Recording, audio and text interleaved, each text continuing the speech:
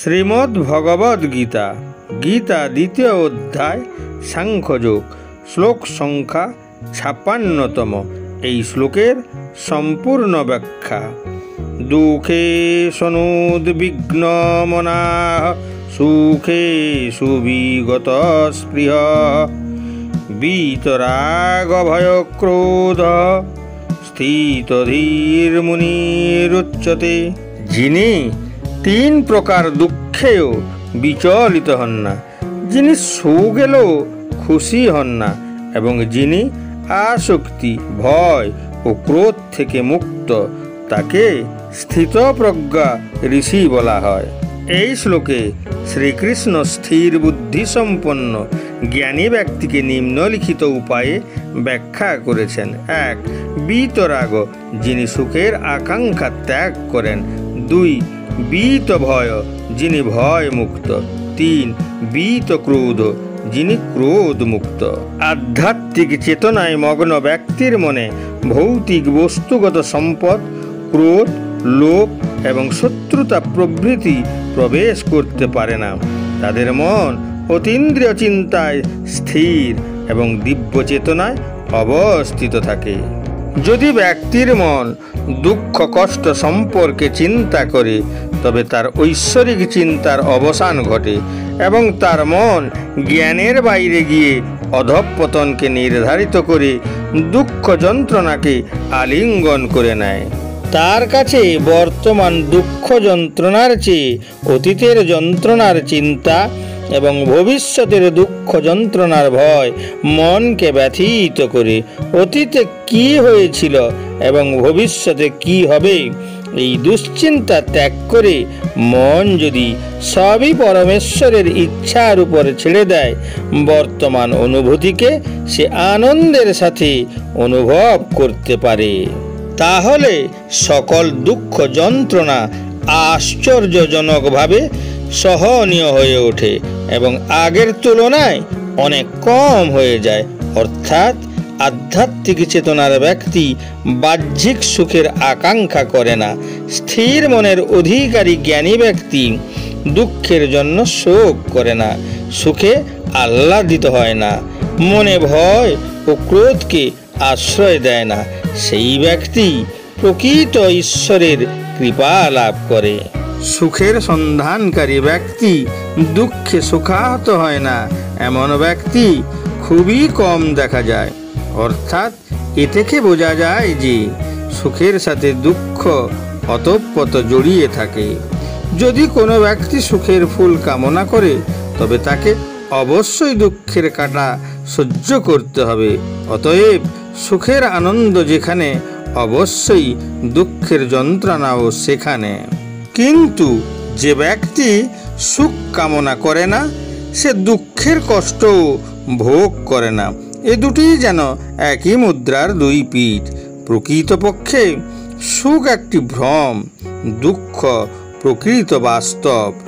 দুঃখ কেউ চায় না, তাই সুখের ছলে দুঃখ আসে। এটি একটি মাছ ধরার জন্য ময়দার টোপ দিয়ে হুককে ঢেকে দেওয়ার মতো। ময়দার দ্বারা প্রতারিত হয়ে মাছ হুকে আটকে যায়, তাই সুখকে দেখানো যায়, কিন্তু যা পাওয়া যায় তা কেবল দুঃখ।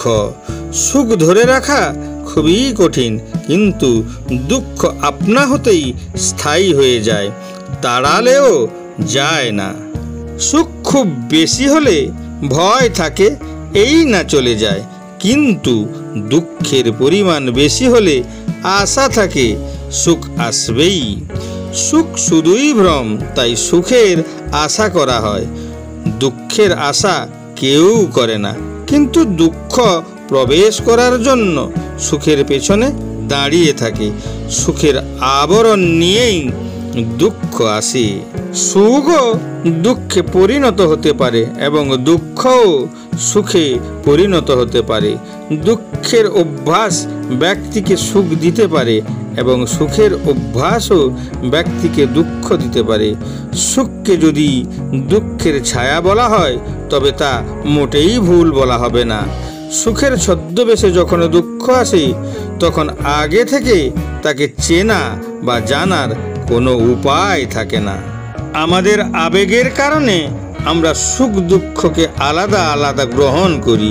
এর কারণ সুখ অতিশয় আনন্দ দিয়ে থাকে এবং আমাদের কামনা অনুযায়ী আমাদের লক্ষ্য বস্তু প্রাপ্ত করে থাকি, এবং সুখ যে একটা ভ্রম সে কথা আমরা অনায়াসে ভুলে যাই।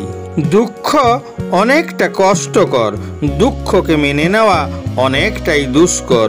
দুঃখে মানুষ বিচলিত হয়ে পড়ে, পথ ভ্রষ্ট হয়, নিজেকে অসহায় মনে করে, অশান্তি বিরাজ করে, কাছের মানুষ দূরে সরে যায়।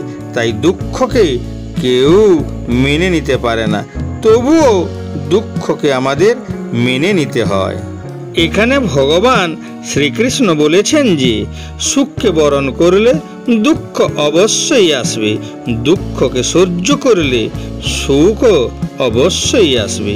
কিন্তু যদি আমরা উভয়কেই সমানভাবে গ্রহণ করি, দুঃখে বিচলিত এবং সুখে আনন্দিত না হই, তবে আমরা ভৌতিক কষ্ট যন্ত্রণা থেকে অনায়াসে মুক্তি লাভ করতে পারি। ভগবান শ্রীকৃষ্ণ বলেন, ভৌতিক দেহধারী মনুষ্য যদি মন থেকে ভয়, আকাঙ্ক্ষা এবং ক্রোধকে দূর করতে পারে, তবে অভ্যাসের দ্বারা অতি সহজেই সুখ এবং দুঃখকে সমানভাবে মেনে নিতে সক্ষম হবে, যার ফলে সুখ দুঃখ ব্যক্তির মনে কোনো প্রভাব ফেলতে পারে না। একইভাবে যারা ঈশ্বরের পরম পদ লাভের আশায় সাধনা করছেন, সেই স্থিতপ্রজ্ঞাদের প্রধান বৈশিষ্ট্য হল আধ্যাত্মিক আনন্দের অভিজ্ঞতার মাধ্যমে সমস্ত বাসনা ত্যাগ করা। শ্রীকৃষ্ণ ব্যাখ্যা করেছেন যে একজন জ্ঞানী ব্যক্তির পরিচয়ের দ্বিতীয় লক্ষণ হল সুখ এবং দুঃখকে মনের সমতায় রাখা। দেহের উপলব্ধির কারণে যোগীগণ যে অভিজ্ঞতাগুলি অনুভব করেন, তার উপভোগকারী হিসাবে তার আচরণ এখানে বর্ণিত হয়েছে। স্থিতপ্রাজ্ঞ মুনি, যিনি আসক্তি, ভয় ও ক্রোধ থেকে মুক্ত। আমরা যদি পূর্ণত্ব প্রাপ্ত পুরুষদের জীবনী অধ্যয়ন করি, তবে আমরা একজন সাধারণ মানুষের লক্ষণ থেকে সম্পূর্ণ বিপরীত বৈশিষ্ট্য দেখতে পাব। সাধারণ মানুষের শত শত আবেগে পরিপূর্ণ, যেখানে স্থিতপ্রজ্ঞ মুনিগণ কোনো আবেগে বিচলিত হন না। পূর্ববর্তী শ্লোকে জ্ঞানী ব্যক্তির নিঃস্বার্থতার কথা বলা হয়েছে এবং এখানে তার মনের স্থায়িত্বের কথা বলা হয়েছে। পৃথিবীর অনেক বিষয়ের অভিজ্ঞতা থেকে আমরা জানি যে তাদের প্রতি অনুরাগ বা অনুরাগ বৃদ্ধির কারণে মনে ভয়ও জাগতে শুরু করে। যখন কোনো কিছু অর্জনের প্রবল আকাঙ্ক্ষা থাকে, তখন সেই জিনিসটি আসলে অর্জিত হবে কিনা সেই ভয় থাকে, এবং কাঙ্ক্ষিত বস্তু পাওয়ার পরও তার নিরাপত্তা নিয়ে তখনও উদ্বেগ ও আকাঙ্ক্ষা থাকে। আবেগ ও ভয়ে আচ্ছন্ন ব্যক্তির প্রিয় বস্তুর মধ্যে যখন কোনো বাধা এসে দাঁড়ায়, তখন সেই বাধার প্রতি মনের মধ্যে যে অনুভূতি জাগে তাকে ক্রোধ বলে।